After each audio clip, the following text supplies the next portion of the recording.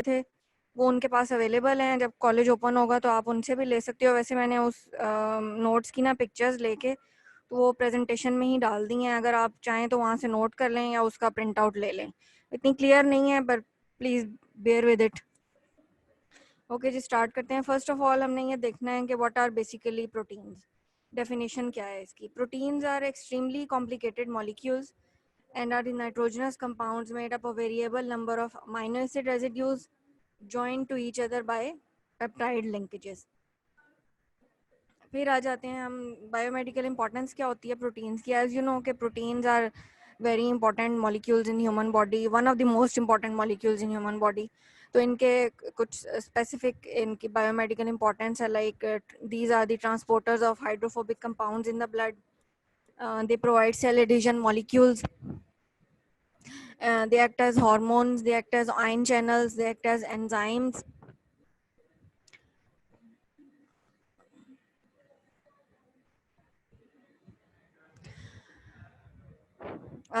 Several proteins contain L-alpha amino acids and microorganisms जो हैं उसके अंदर D and L-alpha amino acids दोनों हो सकते हैं.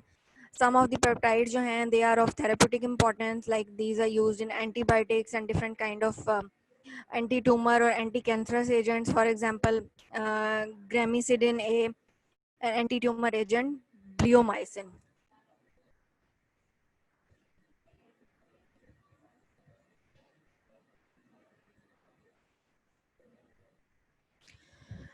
D amino acids that occur naturally include free D-serine and D-aspartate in brain tissues.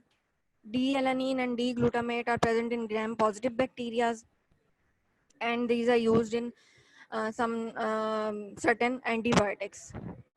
Deficiency अगर proteins की हो जाए तो वो किस तरह से पता चलती है? उसके different symptoms हैं, like growth retardation in children, weight loss in adults, impaired hemoglobin formation, delayed wound healing, fatty liver, deficiency of plasma proteins, decreased immunoglobulins, hormonal deficiency, and deficiency of enzymes. फिर आ जाते हैं हम classification of proteins किस तरह से।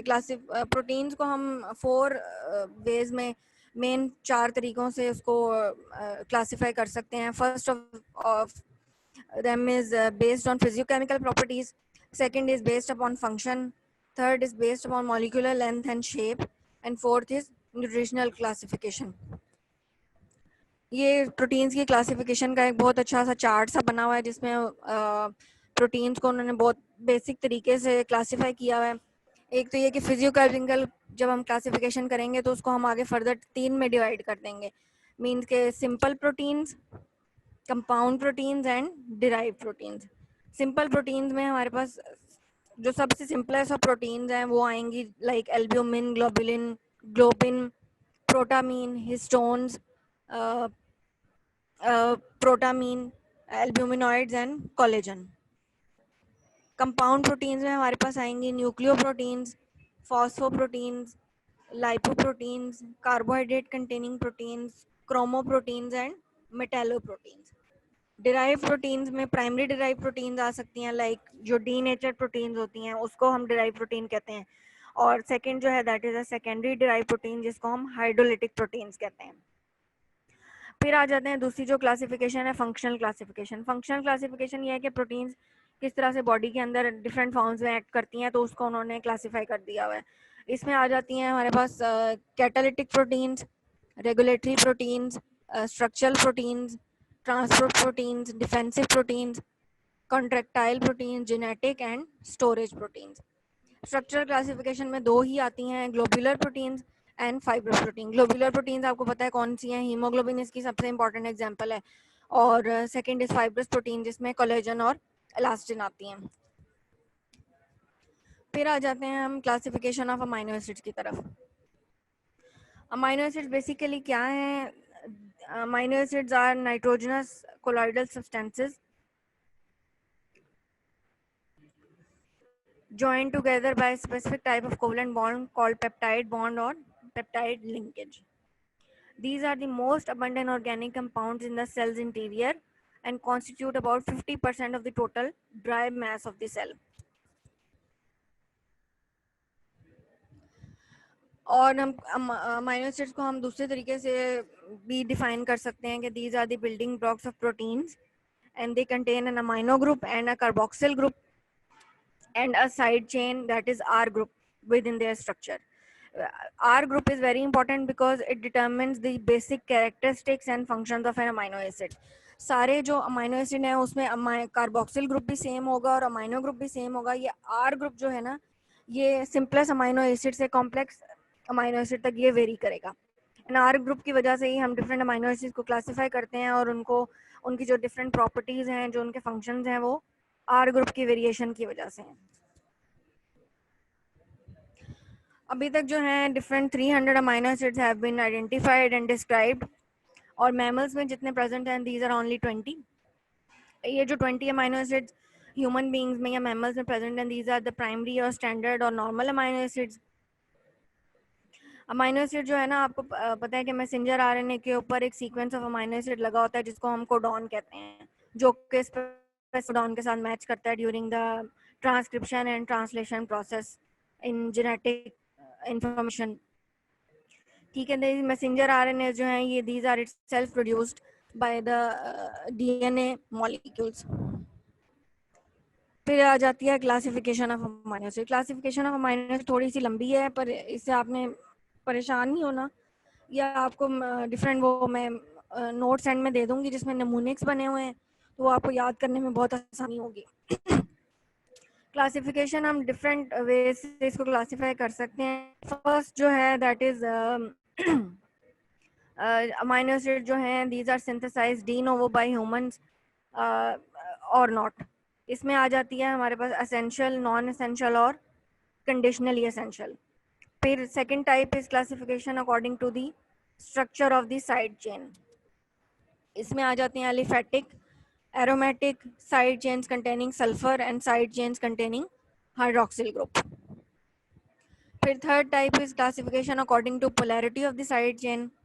इसमें different दो पार्ट्स में इसको डिवाइड किया हुआ है, polar amino acids and non polar amino acids. Polar amino acids में न्यूट्रल अमाइनो एसिड्स आ जाएंगे जिनके ऊपर कोई चार्ज नहीं है. एसिडिक और पॉजिटिवली चार्ज अमाइनो एसिड्स आ जाएंगे. और थर्ड में पोलर और बेसिक और नेगेटिवली चार्ज अमाइनो एसिड्स आ जाएंगे. और सेकंड टाइप की नॉन पोलर अमाइनो एसिड्स. फिर fourth type is classification based on their metabolic fate. इसमें 3 टाइप्स आ जाती हैं आगे फर्दर सब डिविजन इसकी हैं. Glucogenic amino acids, ketogenic and both glucogenic and ketogenic. This is a simplified slide for classification of amino acids. First type is essential, non-essential and conditionally essential. Second is according to side chains, aliphatic, aromatic, sulfur containing or hydroxyl group containing. Third is polar or non-polar. Polar में neutral, acidic and basic. Fourth is glucogenic, ketogenic and both glucogenic and ketogenic. सबसे पहली जो type है classification of amino acids, जिसमें essential, non essential और non standard amino acids हैं. ये बहुत इंपॉर्टेंट है. ये ऑलमोस्ट हर बार ही पेपर में आ जाती है. ये नॉन एसेंशियल में कौन कौन से हैं हमारे पास? Alanine, asparagine, aspartate, glutamate and serine. Conditionally essential हैं, उसमें है arginine, cysteine, glutamine, glycine, proline and tyrosine. और जो असेंशियल अमाइनो एसिड्स हैं जो कि हमारी डाइट में नहीं बनते और हमें बाहर से वो लेने पड़ते हैं, उसमें आते हैं histidine, isoleucine, leucine, lysine, methionine, phenylalanine, threonine, tryptophan और वैलिन.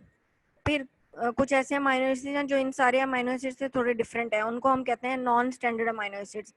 इसमें हमारे पास कौन कौन से आ जाते हैं? Citrulline, ornithine, succinic acid, beta alanine और pantothenic acid, GABA, gamma aminobutyric acid, dopamine, homocysteine and iodinated amino acids. फिर नेक्स्ट जो टाइप है that is classification according to the structure of side chains.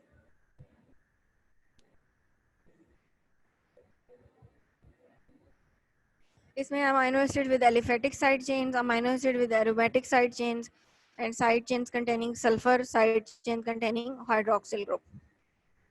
Aliphatic side chains वाले amino acids कौन से हैं? Glycine, alanine, valine, leucine and isoleucine. Aromatic side chains वाले phenylalanine, tyrosine, tryptophan और side chains containing sulphur, methionine and cysteine. Side chains containing hydroxyl group serine and threonine. फिर third type is classification of amino acids according to polarity of the side chains. Polar amino acids में आगे 3 types हैं और non polar amino acids इसकी second type है. Non polar amino acids में कौन कौन से आते हैं? Alanine, glycine, isoleucine, leucine, methionine, phenylalanine, proline, valine and tryptophan. Neutral में हमारे पास कौन कौन से हैं? Asparagine, glutamine, cysteine, serine, threonine and tyrosine. Acidic में 2 ही हैं, इसके आगे नाम के साथ एसिड भी लगा हुआ है, तो these are easier to remember. Aspartic acid, glutamic acid. Basic में arginine, histidine and lysine. These are the different structures of amino acids. फिर है classification based on their metabolic fate. इसमें है glucogenic, ketogenic, both glucogenic and ketogenic. Glucogenic में कौन कौन से हैं? Glutamine, alanine, glutamate, serine, histidine, asparagine, glycine, proline, aspartate, cysteine, arginine, methionine, threonine and valine. और कीटोजेनिक में 2 ही हैं बस, ल्यूसीन एंड लाइसिन. और जो दोनों कीटोजेनिक और ग्लूकोजेनिक हैं उसमें है tyrosine, tryptophan, isoleucine and phenylalanine. फिर classification of standard amino acids में एलिफेटिक है, aromatic, sulphur containing, hydroxyl group containing, acidic amino acids, basic amino acids, imino acid. The only example of this is proline. This is a very important MCQ. ये लिपिन cord में भी लिखा हुआ है शायद पेज नंबर 2 या 3 पे. तो प्रोलीन के जो छोटे छोटे जो अमीनो एसिड के छोटे छोटे पॉइंट्स लिखे हुए हैं ना लिपिन कॉर्ड में, लाइक प्रोलीन क्यों डिफरेंट है और हिस्टिडीन की क्या इंपॉर्टेंस है, ये छोटे छोटे पॉइंट्स एमसीक्यूज के रेफरेंस से बहुत इंपॉर्टेंट है.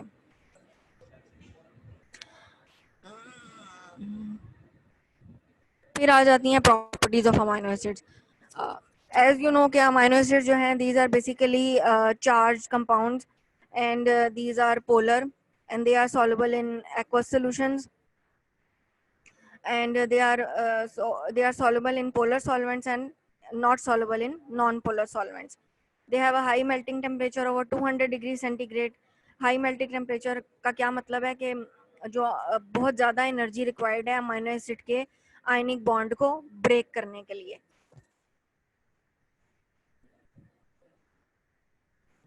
They have a large dipole moments.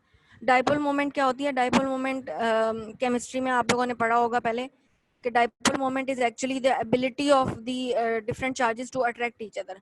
Amino acids के ऊपर दोनों चार्ज होते हैं, पॉजिटिव और नेगेटिव. तो डाइपोल मोमेंट ये होती है कि कोई भी जो मॉलिक्यूल है उसमें दोनों चार्जेस जो हैं वो एक दूसरे को कितना खींच रहे हैं, कितना अट्रैक्ट कर रहे हैं, कितनी उनकी फोर्स है. The amino acids are less acidic than most carboxylic acid and less basic than most amines. मतलब ये कि एम्फोटेरिक कंपाउंड्स हैं, बीच में एसिड और बेस के बीच में कंपाउंड्स हैं ये. They are either sweet, tasteless or bitter. Glycine के अलावा बाकी सारे जो अमीनो एसिड हैं दे show isomerism. 2 types of isomerism, stereo isomerism, DLN configuration. इसमें भी जैसे कार्बोहाइड्रेट्स में था उसी तरह इसमें है कि अगर राइट साइड के ऊपर अमीनो ग्रुप प्रेजेंट है तो हम उसको डी अमीनो एसिड कहेंगे, और अगर लेफ्ट साइड के ऊपर अमीनो एसिड प्रेजेंट है तो अमीनो ग्रुप प्रेजेंट है तो हम उसको एल अमीनो एसिड कहेंगे. मोस्टली जो अमीनो एसिड्स प्रोटीन्स में प्रेजेंट हैं these are in L forms. This is a simple diagram showing the 2 types of isomers. ये देखें, ये बीच में एक अल्फा कार्बन है, उसके एक साइड पे कार्बोक्सिल ग्रुप है, एक साइड पे अमीनो ग्रुप है, एक साइड पे हाइड्रोजन है और एक साइड पे आर ग्रुप है. अगर अमीनो ग्रुप राइट साइड पे होगा तो उसको हम कहेंगे डी आइसोमर, और अगर लेफ्ट साइड पे होगा तो उसको हम कहेंगे L isomer. Simple is the case with alanine. Right side पे amino group that is the D alanine and left side पे amino group that is the L alanine.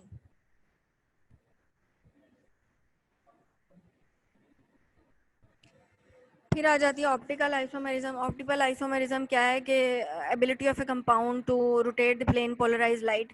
इसमें सारे अमीनो एसिड्स को फॉलो करते हैं एक्सेप्ट ग्लाइसिन. फिर आ जाती है dipolar form of amino acid. Amino acids mostly exist as dipolar ions. Such ions are electrically neutral because उसमें दोनों जो पॉजिटिव और नेगेटिव पोल्स हैं वो दोनों एक दूसरे को बैलेंस कर देते हैं. तो basically amino acids are neutral molecules. Aqueous solution में क्या होता है कि जो कार्बोक्सिल ग्रुप का जो कार्बोक्सिल ग्रुप में जो एक हाइड्रोजन ये वाली प्रेजेंट है, ये अपना हाइड्रोजन आयन लूज कर देती है और अमाइनो ग्रुप वो हाइड्रोजन गेन कर लेता है. तो क्या इस सिचुएशन में ये जो है amino acid as a buffer भी एक्ट कर सकते हैं. और जो सब्सटेंसेस इस तरह की प्रॉपर्टीज ओबे करती हैं उनको हम कहते हैं एम्फोटेरिक कंपाउंड्स. ये सिंपल एक स्ट्रक्चर है, अनचार्ज structure of amino acid, and this is a dipolar form और ज्विटराइन ऑफ अमाइनो एसिड, जिसमें अमाइनो ग्रुप के ऊपर पॉजिटिव चार्ज आ गया है और कार्बोक्सिल ग्रुप ने अपना एक हाइड्रोजन छोड़ दिया तो उसके ऊपर नेगेटिविटी ज्यादा हो गई है तो नेगेटिव चार्ज आ गया.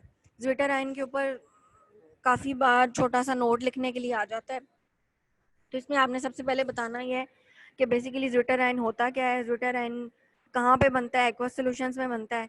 और एक इसी तरह का सिंपल सा एक स्ट्रक्चर बता दें कि अमाइनो ग्रुप के ऊपर पॉजिटिव चार्ज आ गया और कार्बोक्सिल ग्रुप के ऊपर नेगेटिव चार्ज आ गया.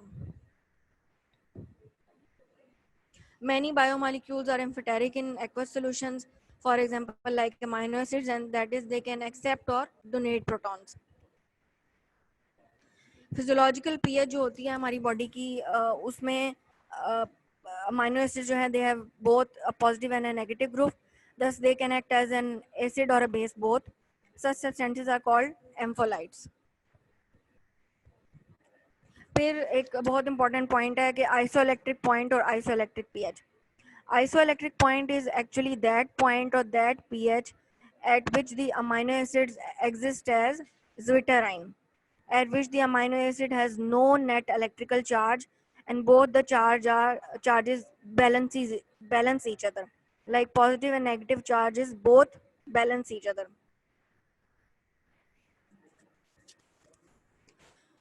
Okay, the isoelectric points, it depends upon the structure of the side chain. Acidic amino acids का जो आइसोइलेक्ट्रिक पॉइंट है वो अराउंड पीएच 3 पे आता है, बेसिक अमाइनो एसिड्स का अराउंड पीएच 9 पे आता है और न्यूट्रल अमाइनो एसिड्स का जो है दैट इज अराउंड 5 to 6.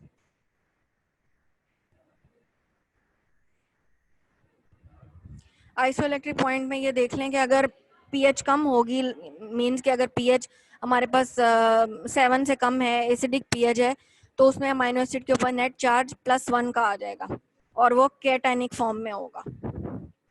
और अगर पीएच जो है वो न्यूट्रल पे चली जाती है तो नेट चार्ज 0 हो जाएगा, अमाइनो एसिड ज्विटराइन की फॉर्मेशन में आ जाएगा और या न्यूट्रल फॉर्म में आ जाएगा. इस फॉर्म में पॉजिटिव एंड नेगेटिव दोनों चार्जेस प्रेजेंट होंगे अमाइनो एसिड के ऊपर, but both the charges will balance each other और एक न्यूट्रल मॉलिक्यूल बन जाएगा जिसको हम ज्विटराइन कहेंगे.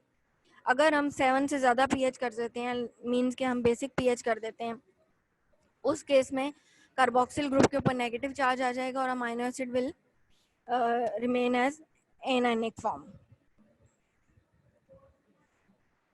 Isoelectric point का मैंने आपको बता दिया, it is the pH value at which the molecules have no net charge.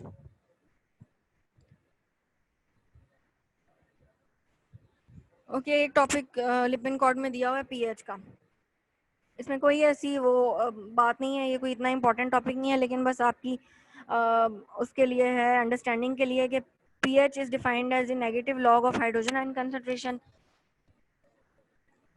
ठीक है, पी के इसका डिसोसिएशन कांस्टेंट है which is a measure of strength of an acid और अ बेस. अगर पी के पीएच के इक्वल हो जाती है तो फिर equal concentration of acid and its conjugate base are present in a given solution. अगर कोई भी मॉलिक्यूल अगर प्रोटॉन दे सकता है या प्रोटॉन देने की एबिलिटी उसके अंदर नहीं होती, ये सारी चीज डिपेंड करती है पी के वैल्यू के ऊपर.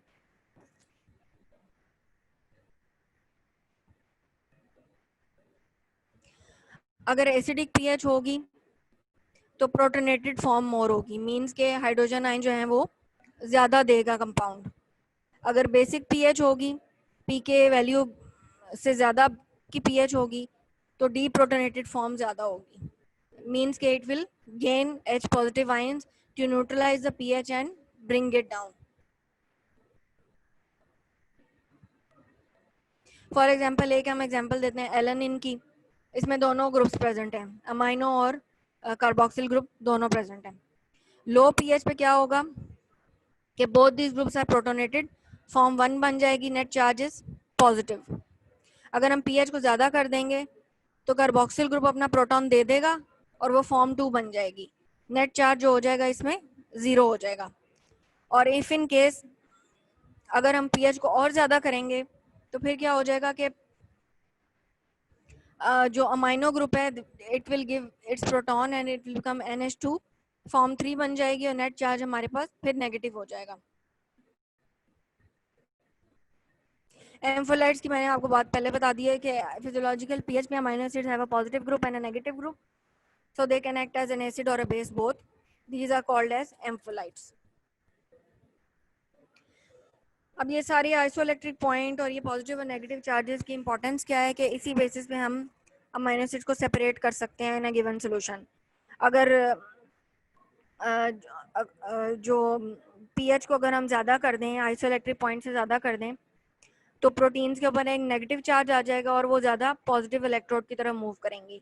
इफ़ इन केस अगर प्रोटीन्स में के स्ट्रक्चर में कोई डिस्क्रिपेंसी है या उनका स्ट्रक्चर जो है वो डिसरप्टेड है या कोई म्यूटेटेड स्ट्रक्चर है, तो उस केस में प्रोटीन्स जोन सी अमाइनो एसिड ने पॉजिटिव की तरफ मूव करना था वो पॉजिटिव की तरफ मूव नहीं करेंगे, और उसी केस में वेरिएबिलिटी जो पैटर्न में शो होगी वो नज़र आ जाएगी हमें सोल्यूशन के अंदर, और वो शो हो जाएगी स्केल के ऊपर। ये इसकी बेसिस है आइसोइलेक्ट्रिक पॉइंट की कि हम इसी पॉइंट के ऊपर हम प्रोटीन्स को सेपरेट करते हैं और डिटेक्ट करते हैं डिफरेंट डिजीजेस को। फिर एक टॉपिक दिया हुआ है titration of amino acids. Titration of amino acids इसमें कुछ भी नहीं है करने के लिए, इसमें बस ये है कि अगर आपने अमाइनो एसिड के सोल्यूशन में अगर आप HCl को ऐड कर दें तो तो उसमें 50% of molecules are in cationic form हो जाएंगे और 50% are in zwitterion form. HCl को हम ऐड कर रहे हैं तो इसका मतलब है ना कि उसने एसिडिक एनवायरनमेंट ज़्यादा कर दिया, that is why 50% cationic form में हो जाएंगे और 50% एनाइनिक फॉर्म में हो जाएंगे। If in the other case अगर हम NaOH को ऐड करेंगे तो क्या करेंगे कि हम एनाइन ज़्यादा डाल रहे हैं, बेस ज़्यादा डाल रहे हैं, तो 50% मॉलिक्यूल्स नेगेटिव चार्ज होगा उनके ऊपर, एनाइंस होंगे और 50% ज्विटराइन होंगे। टाइट्रेशन हम किस तरह करेंगे कि मोनो अमाइनो एसिड्स के लिए हम दोनों जो हमारे पास जो एक एसिडिक जो वैल्यू आई है, एसिडिक मीडियम डालने के बाद जो वैल्यू आई है और जो बेसिक मीडियम डालने के बाद वैल्यू आई है, दोनों को हम ऐड करेंगे और 2 से डिवाइड करेंगे, तो वो हमारे पास क्या आ जाएगा, हमारे पास जितनी भी कंसंट्रेशन रिक्वायर्ड होगी हमें आइसोइलेक्ट्रिक पॉइंट तक पहुंचने के लिए वो हमारे पास निकल आएगी। ये सिंपल उन्होंने एक चीज़ बताई हुई कि टाइट्रेशन ऑफ ग्लाइसिन अगर हम करें तो क्या होगा। अभी आप 5 मिनट्स की ब्रेक ले लो, फिर आगे रिएक्शन स्टार्ट करते हैं।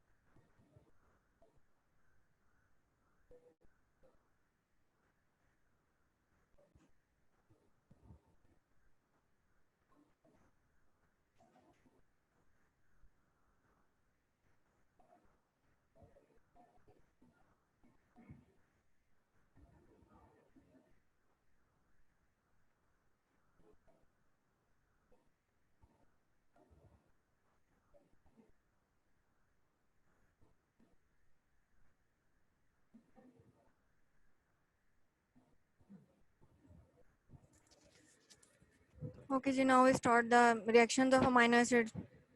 अमाइनो एसिड्स जो है, इसको रिएक्शन ऑफ अमाइनो एसिड्स और chemical properties of amino acids भी कह सकते हैं। जो पिछली मैंने आपको सारी बताई हैं, बिटर, स्वीट टेस्ट और solubility and dipole moments, these all are physical properties of amino acids. फिर ये जो हैं, ये reactions of amino acids, these are the chemical properties of amino acids.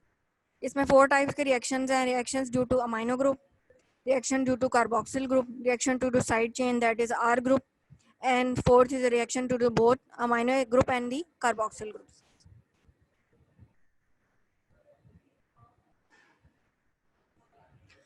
Reactions due to amino group, इसमें जो सबसे पहले important type है, that is the oxidative deamination. Oxidative deamination, deamination का मतलब है कि हमने, D का मतलब होता है removal और amination means amino group. Oxidative deamination ये है कि ऑक्सीजन की प्रेजेंस में अमाइनो ग्रुप को रिमूव कर देना है हमने, ठीक है। Alpha amino group is removed and corresponding alpha keto acid is formed. Alpha keto acid की फिर आगे फर्दर उसकी फेट हो सकती है ग्लूकोज या कीटोन बॉडीज, या फिर वो कम्प्लीटली ऑक्सीडाइज हो सकता है। अमाइनो एसिड जो है उसकी अगर हम ऑक्सीडेटिव डीएमिनेशन करें तो वो क्या करेगा कि वो कीटो एसिड में चेंज हो जाएगा और यहाँ से हमारे पास अमाइनो एसिड रिमूव हो जाएगा in the form of ammonia.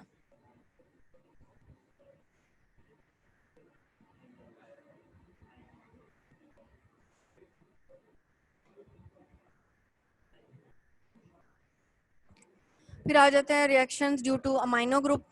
इसमें आए formation of carbamino compounds, formation of carbamino compounds. Carbamino compounds कौन से होते हैं, जिसमें हम, स्लाइड थोड़ी सी ना, इसकी लेआउट ठीक नहीं था, वो मैंने ठीक कर दिया।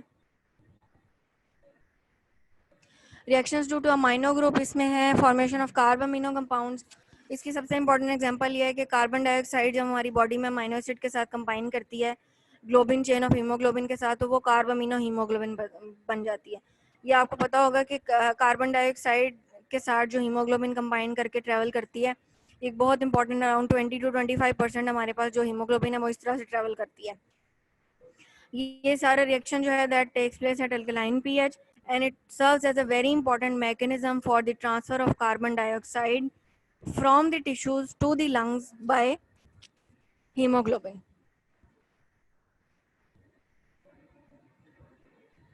ठीक है, फिर आ जाते हैं reactions due to carboxyl group. इसमें 2 टाइप्स की रिएक्शन है, एक है decarboxylation and formation of amide linkage. Decarboxylation में क्या होता है कि डीकार्बोक्सिलेशन का मतलब है कि रिमूवल ऑफ कार्बन डाइऑक्साइड। इसमें फॉर एग्जांपल अगर हम ग्लूटामिक एसिड से हम कार्बन डाइऑक्साइड रिमूव कर देंगे तो वो गैमा अमाइनोब्यूटेरिक एसिड बन जाएगी। हिस्टिडीन से कार्बन डाइऑक्साइड रिमूव कर देंगे तो वो हिस्टामिन बन जाएगी। टायरोसिन से रिमूव कर देंगे तो वो टायरामिन बन जाएगी। कॉरेस्पॉन्डिंग अमीन्स हमारे पास बन गए, दीज आर दी अमीन्स जो हमारे पास बन गए हैं। फिर है formation of amide linkage. Amide linkage ये है कि जो non alpha carbonyl group of an amino acid है ना, that reacts with ammonia by condensation reaction to form amides. ये जो 2 हमारे पास एसिडिक अमाइनो एसिड्स हैं, इनका जो नॉन अल्फा कार्बोक्सिल ग्रुप है वो क्या करेगा, वो रिएक्ट करेगा अमोनिया के साथ तो अमाइड्स बना देगा। इस केस में अमीन्स बन रहे हैं और इस केस में अमाइड्स बन रहे हैं। एस्पेरेजीन बन रहे हैं और ग्लूटामीन बन रहे हैं। फिर आ जाती है reaction to the side chain, जिसमें हमारे पास एस्टर फॉर्मेशन होती है। Hydroxyl group containing amino acids like serine and threonine can form esters with phosphoric acid in the formation of phosphoproteins. ये जो हमारी बॉडी में बहुत इंपॉर्टेंट फॉस्फोप्रोटीन जो डीएनए में प्रेजेंट होती हैं वो इस तरह से बनती हैं। फिर reactions due to side chain में सेकंड टाइप है, दैट इज सल्फाइडल ग्रुप की वजह से जो रिएक्शन होते हैं। सल्फाइडल ग्रुप के जो सिस्टीन अमाइनो एसिड है हमारे पास, उसके दोनों सल्फाइडल ग्रुप्स जो हैं वो आपस में भी कंबाइन कर सकते हैं और वो क्या बनाते हैं, डाइमर सिस्टाइन बनाते हैं। और ये सिस्टाइन के जो बॉन्ड्स बनते हैं ना, ये बहुत इंपॉर्टेंट बॉन्ड्स बनते हैं इम्यूनोग्लोबुलिन के स्ट्रक्चर में। जो सिस्टीन रेजिड्यूज है वो आपस में मिलके सल्फाइडल ग्रुप्स आपस में ज्वाइन कर देते हैं और डाइमर बनाते हैं जिसको हम सिस्टाइन कहते हैं, और इंटरचेन डाइसल्फाइड लिंकेजेस बनाते हैं इन इम्यूनोग्लोबुलिन। ये सिंपल डायग्रामेटिकली शो किया हुआ है। फिर रिएक्शन टू साइड चेन में थर्ड रिएक्शन इज ट्रांसमिथाइलेशन। ट्रांसमिथाइलेशन ये है कि हमने मिथाइल ग्रुप को ट्रांसफर कर देना है। तो ये हम किस तरह से करेंगे? होमोसिस्टीन की वजह से। होमोसिस्टीन हमारी बॉडी में एक कंपाउंड बनता है जो जिसकी ज़्यादा अमाउंट जो है हार्मफुल होती है। होमोसिस्टीन को मिथ्योनिन की प्रेजेंस में हम मिथ्योनिन में चेंज कर सकते हैं with the help of folate as coenzyme. ये बहुत इंपॉर्टेंट रिएक्शन है जो हमारी बॉडी में यूज होता है with the help of methionine. फिर last type is reaction to do both amino and carboxyl group. इसमें सबसे इंपॉर्टेंट है पेप्टाइड बॉन्ड। पेप्टाइड बॉन्ड किस तरह से बनता है कि whenever two molecules of amino acids are combined, तो उनमें एक अमाइनो ग्रुप के जो हाइड्रोजन ग्रुप है और कार्बोक्सिल ग्रुप का जो OH ग्रुप है, वो दोनों आपस में कंबाइन करके वाटर बना देते हैं। वाटर बीच में से निकल जाता है तो हमारे पास एक पेप्टाइड लिंकेज बन जाती है containing oxygen and nitrogen and hydrogen. इस ये वाली जो चीज़ बनती है हमारे पास, this is a peptide group and this is a peptide bond form between two amino acids. It can be dipeptide, tripeptide, tetrapeptide और multipeptide. ये डिफरेंट मैं आपको जो कह रही थी कि जो मैंने निमोनिक्स बनाए हुए हैं, इसमें फर्स्ट ऑफ ऑल ये देख लें कि जो अमाइनो एसिड की क्लासिफिकेशन मैंने आपको बताई थी नॉन एसेंशियल, उसका नमूनिक है साग। जो सिंपल हम साग खाते हैं ना घरों में, इसका नमूनिक है ये। नॉन एसेंशियल में है हमारे पास सीरीन, एलानिन, एस्पेराजीन, एस्पार्टेट और ग्लूटामेट। कंडीशनली एसेंशियल में इसका नमूनिक है GCG पार्टी। इसमें है glutamine, cysteine, glycine, protein, arginine and tyrosine. Essential में इसका नमूनिक बनाया हुआ है हिली, PTV, MT। तो ये सारे नमूनिक्स जो हैं ये आप लोग देख लेना, ये काफ़ी इजी करके बनाए हुए हैं, तो ये आपको ना बहुत हेल्प करेंगे याद करने में, क्योंकि अदरवाइज इतने सारे अमाइनो एसिड्स याद नहीं हो सकते, वो भूल जाते हैं और मिक्सअप हो जाते हैं। क्योंकि अमाइनो एसिड की क्लासिफिकेशन जो है वो पेपर में आती ही आती है, कोई एक ना एक क्लासिफिकेशन तो आपको आएगी आएगी। फिर आ जाते हैं glucogenic, ketogenic and both glucogenic and ketogenic. Side chains के अकॉर्डिंग जो क्लासिफिकेशन है उसमें एलिफेटिक है, इसका नमूनिक बनाया हुआ है एविल जी। उसमें alanine, valine, isoleucine, leucine and glycine. Aromatic का बनाया हुआ है Pakistan trade tyres, phenyl alanine, tryptophan और टायरोसिन। सल्फर कंटेनिंग में दो ही हैं, मिथियोनिन और सिस्टीन। हाइड्रोक्सिल कंटेनिंग में दो ही हैं, serine and threonine. According to polarity हमारे पास नॉन पोलर हैं। नॉन पोलर में कौन कौन से हैं? इसका बनाया हुआ हमने evil G, pro MPhil trainee. और न्यूट्रल में हमारे पास है asparagine gives cell shape through tyres. Asparagine है, ग्लूटामीन है, सिस्टीन है, सीरीन है, थ्रियोनिन है और टायरोसिन है। पोलर में फिर दूसरी टाइप आ जाती है एसिडिक और बेसिक की। उसमें एसिडिक में आपको पता है दो ही हैं, aspartic acid and glutamic acid. और बेसिक में हिस्टिडीन है, आर्जिनिन है और लाइसिन है। इसका नमूनिक बनाया हुआ है हार्ले। ये जो 2 पॉइंट्स ये छोटे छोटे नीचे लिखे हुए हैं, ये पता नहीं आपको नजर आ रहे हैं कि नहीं, पर इसमें मैंने ना ये बहुत कंफ्यूजिंग से पॉइंट्स है, इसलिए मैंने ये इसमें साथ लिख दिए थे कि न्यूट्रल एसिडिक और basic amino acids and these are found on the outside of proteins that function in aqueous environment and in interior of membranes. फिर नॉन पोलर साइड चेन जो है, these are found in interior of proteins that function in aqueous environment on surface of proteins that interact with lipids। ये बहुत important points हैं, ये बहुत confuse करते हैं। ये लिपिन कॉट में भी लिखे हुए हैं, पर ये MCQs में लाजमी आते हैं। फिर आ जाते हैं ग्लूकोजेनिक अमाइनो एसिड्स। उसमें है प्रीवियस क्लासिफिकेशन से जो एसेंशियल अमाइनो एसिड थी उसका एक नमूनिक है। फिर जो दूसरी थी नॉन एसेंशियल, उसका भी है। और एक है वेलिन, मिथ्योनिन और हिस्टिडीन, ये भी इसमें आते हैं। कीटोजेनिक में ल्यूसीन और लाइसिन है। और बोथ कीटोजेनिक और ग्लूकोजेनिक में इसमें जो है आइसोलेसिन को हमने ऐड कर दिया हुआ है। फिर प्रोटीन फॉर्मिंग अमाइनो एसिड्स, इसमें एसेंशियल और नॉन एसेंशियल ही आ जाएंगे। नॉन प्रोटीन फॉर्मिंग मतलब कि स्पेशल अमाइनो एसिड्स और नॉन स्टैंडर्ड अमाइनो एसिड्स, इसका नमूनिक है कॉड डीजी। इसमें है citrulline, ornithine, taurine, dopa and GABA. और ये वो नीचे जो क्लासिफिकेशन लिखी हुई है, ये प्रोटीन की क्लासिफिकेशन ये वही वाली है जो मैंने आपको पीछे क्लियर करके दिखाई है। ये पीछे जो है ना, ये क्लियर करके मैंने दिखाई है जो आपको, ये वाली, ये वही वाली क्लासिफिकेशन है, बस ये जरा क्लियर फॉर्म में।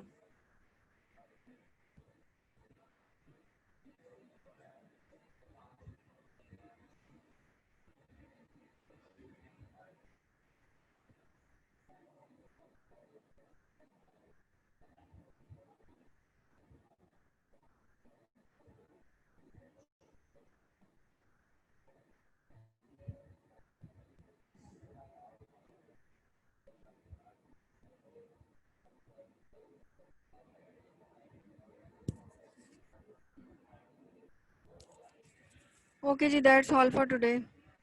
Thank you very much. Tomorrow we will discuss about the structure of proteins.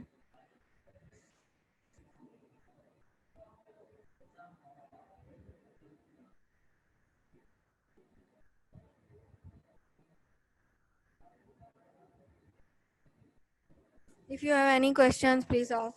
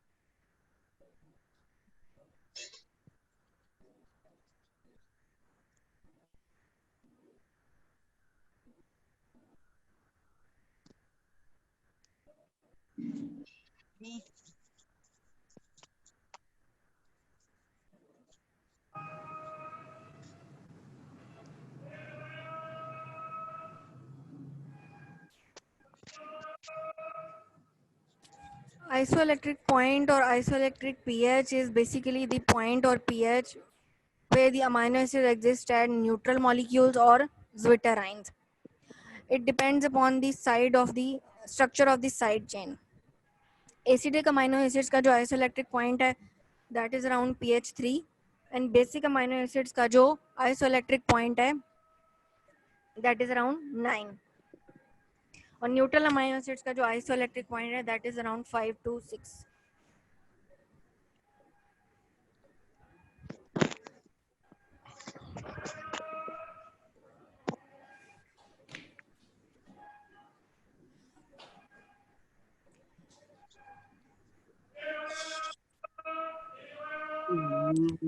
Isoelectric point is the pH at which the amino acid exists as zwitterines with no net charge on them. Acidic medium में amino acid exists as cations, and alkaline medium that exists as anions.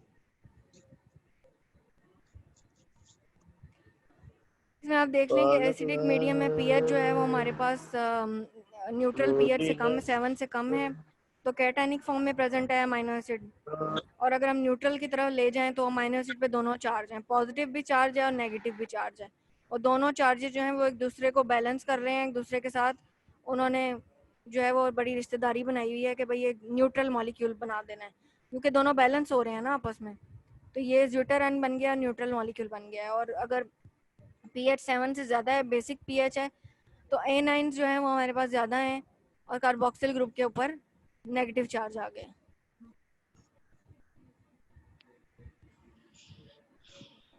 Importance क्या है isoelectric point की?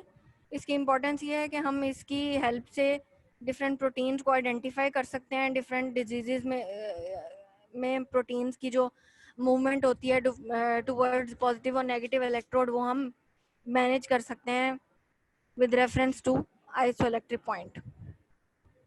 Separation of protein जो है वो इस तरह से हम करते हैं।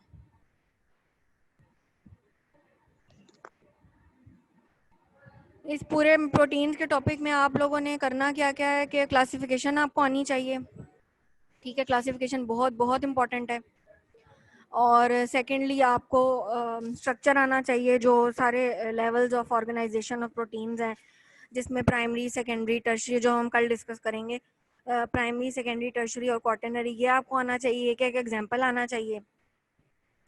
प्रॉपर्टीज़ का ये है कि प्रॉपर्टीज़ को बस आप एक दफ़ा देख लें कि फिजिकल प्रॉपर्टीज़ अमाइनो एसिड्स की क्या हैं, और केमिकल प्रॉपर्टीज़ में रिएक्शंस के नाम आपको आने चाहिए, ठीक है। कुछ रिएक्शंस बहुत इंपॉर्टेंट है, जैसे कार्ब अमीनो कंपाउंड्स वाला है, और साथ जो अमाइड्स बनते हैं या अमाइंस बनते हैं, या जिस तरह से अमोनिया निकलता है बॉडी के अंदर से, डिटॉक्सिफिकेशन होती है, ऑक्सीडेटिव डीएमिनेशन, ये रिएक्शंस बहुत इंपॉर्टेंट हैं। ये आपसे अगर पेपर में कोई नाम भी पूछे तो ये आपसे वाइवे में पूछ सकते हैं, स्पेशली प्रैक्टिकल के वाइवे में पूछ सकते हैं, और वैसे भी पूछ सकते हैं। तो ये आपको ना नाम आने चाहिए रिएक्शंस के, reactions due to amino group कौन से हैं, reactions due to carboxyl group कौन से हैं, और reactions due to both amino and carboxyl group कौन से हैं, वो तो पेप्टाइड बॉन्ड बनता है, और reactions due to side chain कौन से हैं। हाल आज तबीयत खराब हो, गांव के बिरयानियां बन रही हैं और ये कोई इतनी अच्छी छोड़ रही है।